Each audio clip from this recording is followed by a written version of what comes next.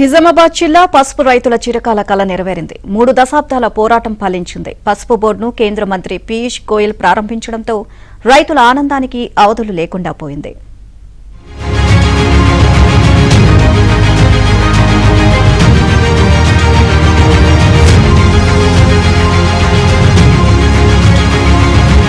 ఎట్టకేలకు నిజామాబాద్ జిల్లాలో జాతీయ పసుపు బోర్డు ఏర్పాటైంది. దీంతో పాటు బోర్డు చైర్మన్ గా నిజామాబాద్ జిల్లాకు చెందిన రైతు నాయకుడు పల్లె గంగారెడ్డి నియమితులయ్యారు.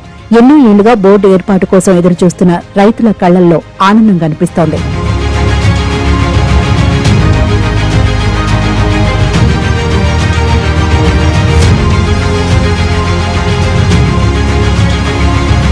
దాదాపు 30 ఏళ్లుగా పసుపు బోర్డు కోసం నిజామాబాద్ జిల్లా రైతులు ఆందోళన చేస్తున్నారు. మొదట నిజామాబాద్ లో పసుపు బోర్డు స్థానంలో స్పైసెస్ బోర్డును వేల్పూర్లో ఏర్పాటు చేశారు. అలాగే కమ్మర్పల్లిలో పసుపు పరిశోధన కేంద్రాన్ని కూడా ఏర్పాటు చేశారు. ఇదే సమయంలో పసుపు బోర్డు ఏర్పాటు చేయకపోతే ఎంపీ పదవికి రాజీనామా చేస్తానని గత ఎన్నికల్లో ఇచ్చిన హామీని నిలబెట్టుకునేందుకు అరవింద్ చేసిన ప్రయత్నాలు ఫలించాయి. नेशनल टर्मरिक बोर्ड की शुरुआत की जा रही है. उन्होंने 2023 के अंत में 1 अक्टूबर 2023 को ये अनाउंस किया था, निजामाबाद में अनाउंस किया था. अरविंद धर्मपुरी जी बंडी संजय जी की इच्छा थी कि मकर संक्रांति के शुभ अवसर पर इसको शुरू करें. सभी लोगों की इच्छा थी कि बहुत बड़ा जो माननीय प्रधानमंत्री मोदी जी ने फैसला लिया है हमारे हल्दी किसानों के लिए, हल्दी की पूरी वैल्यू चेन प्रोसेसर्स के लिए, निर्यातक एक्सपोर्टर्स के लिए ये फैसला बहुत अहम है. इसकी शुरुआत शुभ दिन पे ही होनी चाहिए.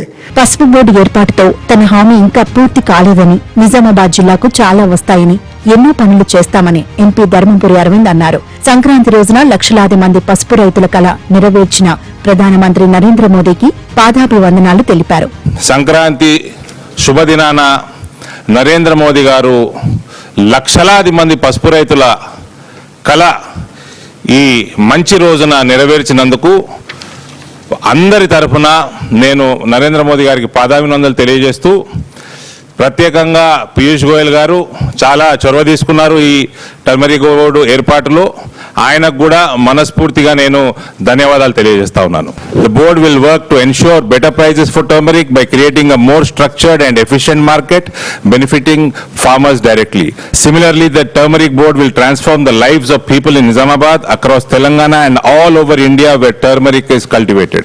Creation of employment opportunities in processing, packaging and marketing, thereby contributing to the local economy. Nizamabad పసుపు బోర్డు ఏర్పాటు విషయంలో ఎంతో మంది నేతలు, పార్టీలు రైతులను మోసం చేశాయని పల్లా గంగారెడ్డి అన్నారు.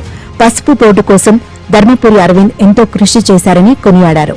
గత 30 సంవత్సరాలుగా అనేక సంవత్సరాల కల 3 దశాబ్దాల పాటు పోరాటం చేస్తే అనేక మంది నాయకులు వచ్చిండ్రు, అనేక పార్టీలు వచ్చినాయి.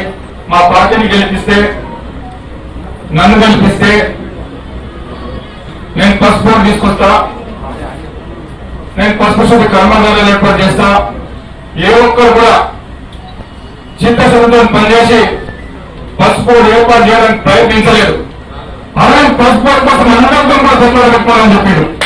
నిజామాబాద్కి వచ్చి స్వయంగా ప్రధానమంత్రి గారు ఈ ప్రాంత రైతుల కళ ఎదురవుతుంది, పసుపు బోర్డు కేంద్ర ప్రభుత్వం ఇస్తుంది, త్వరలో పసుపు ఏర్పాటు చేస్తుందని చెప్పారు. ఈ అవకాశాన్ని ఇచ్చినటువంటి ధర్మపురి అరవింద్ గారికి, మాననీయ ప్రధానమంత్రి మోదీ గారికి మరోసారి ధన్యవాదాలు చెప్తూ, నిజామాబాద్ లో పసుపు బోర్డు ఏర్పాటుతో నాణ్యమైన పంటలు పండేలా రైతులను ప్రోత్సహించడం, ప్రపంచ మార్కెట్లో భారత ఆధిపత్యాన్ని నిలబెట్టేలా బోర్డు చేయూత అందిస్తుంది.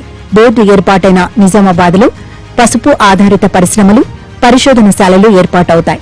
రైతు శిక్షణ కేంద్రాలు, క్రయ విక్రయాలకు చెందిన వ్యాపార కేంద్రాలు ఏర్పాటు చేస్తారు. విదేశాలకు ఎగుమతులు చేసే కేంద్రాలు కూడా నెలకొల్పుతారు.